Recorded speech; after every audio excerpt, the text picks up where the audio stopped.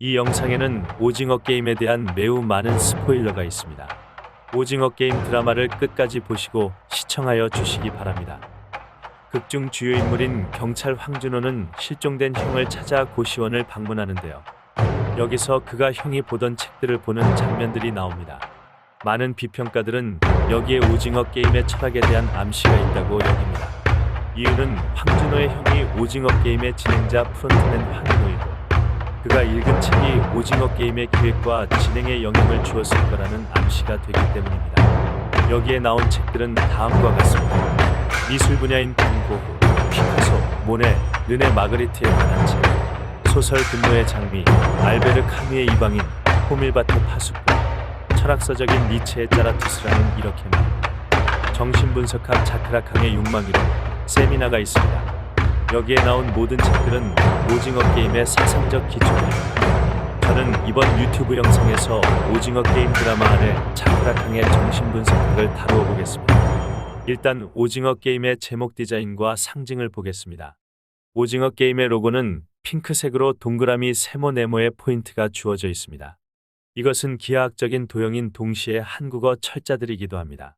철자 즉 언어의 포인트를 두고 있는 것입니다. 이 드라마는 제목 로고부터 언어에 대한 강조를 하는데요. 언어란 무엇일까요? 무엇이 언어를 언어로 불리게 할까요? 음성과 글자. 그러면 이런 수신호와 모르스 부호는 언어가 아닌 것일까요? 당연히 이것 또한 언어입니다. 언어를 언어이게 하는 것은 바로 합의된 규칙 때문입니다. 합의된 규칙이 없다면 어떠한 음성도 언어가 될 수 없고 합의된 규칙이 있으면 그리고 거기에 내용을 실어 보낼 수 있다면 음성이 아닌 것도 언어가 될 수 있습니다. 즉, 언어에 대한 강조는 합의된 규칙에 대한 강조라고 볼 수 있습니다. 이 같은 합의된 규칙을 언어학에서는 구조라고 표현합니다. 이제 제목의 디자인이 아니라 제목의 내용을 보겠습니다. 제목에 게임이라는 단어가 등장하는데 게임의 가장 커다란 특성은 무엇일까요? 일단 재미가 있습니다. 재미 외에 또 다른 특성이 뭘까요? 바로 규칙을 가지고 있다는 것입니다. 이 세상의 모든 게임들이 어린이가 하는 게임부터 노인이 하는 게임까지 전부 다 규칙을 가지고 있습니다. 재미를 안 가지고 있는 게임은 있지만 규칙을 안 가지고 있는 게임이라는 것은 이 세상에 존재하지 않습니다. 여기에서도 규칙이 등장합니다. 그리고 규칙은 앞에서도 이야기했지만 구조입니다. 즉, 이 드라마는 구조에 관한 이야기임을 제목과 제목 디자인으로 처음부터 매우 강조하고 있습니다. 다음으로 볼 것이 드라마의 첫 장면인데요. 드라마의 첫 장면에서 아이들이 오징어 게임을 하는 장면이 나옵니다.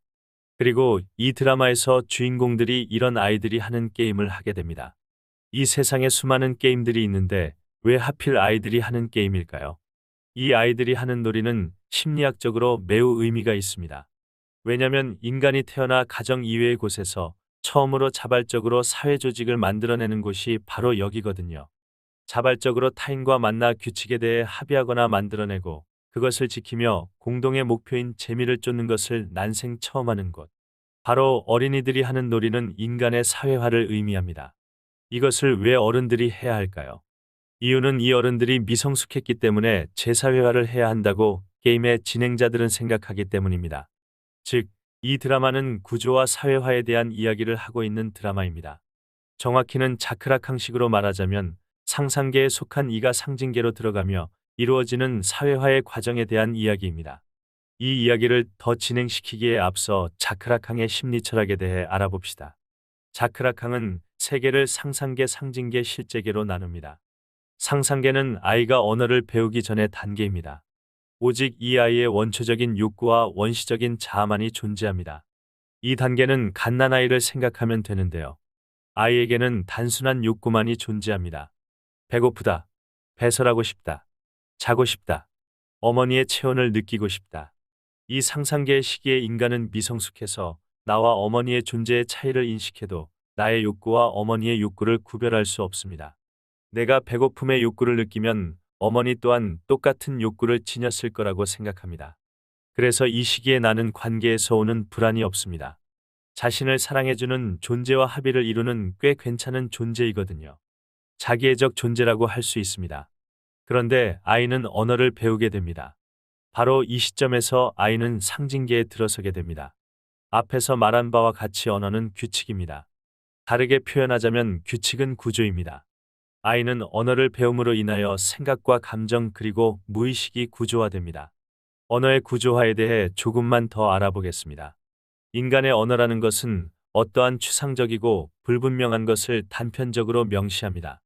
예를 들어 노란색을 정의한다면 노란색의 종류는 얼마나 있을까요? 어디까지 노란색으로 봐야 할까요? 인간의 언어라는 것은 이 세상의 존재를 정확히 반영하지 않고 단편적인 특징으로 규정하고 구조화 시켜놓은 것입니다. 그래서 인간은 자신의 원초적인 욕구나 본성을 언어로 정확히 표현해낼 수 없습니다.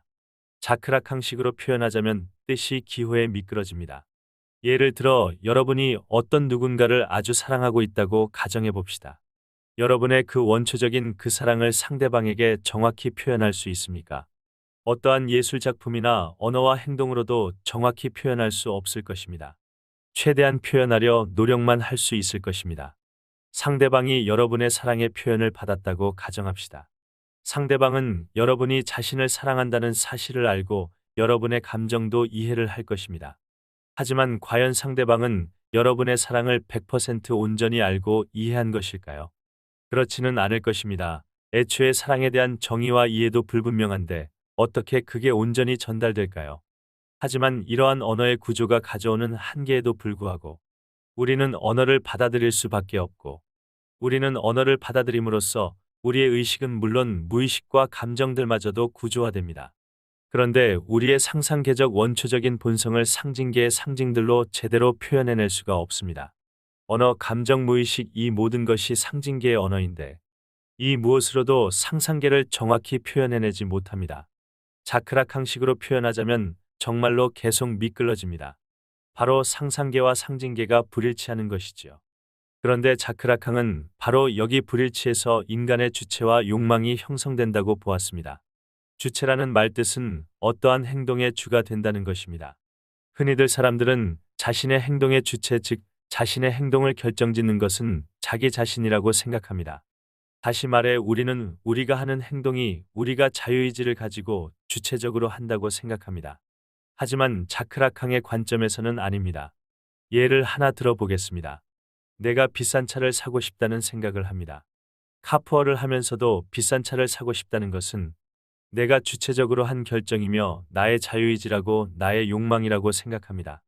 자크락항의 설명에 따르면 그것은 상상계의 원초적인 본성이 언어적 구조의 상징계로 표현이 정확히 안 되어 그 간격에서 욕망이 생겨난 것입니다.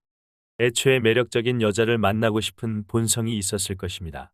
자동차가 인간의 본성일 리는 없을 것입니다. 인간의 본성이란 오랜 세월 이어져 내려온 것인데 자동차는 발명된 지 200년도 되지 않았거든요. 아마도 이성에 대한 욕망이 처음 시작일 가능성이 큽니다.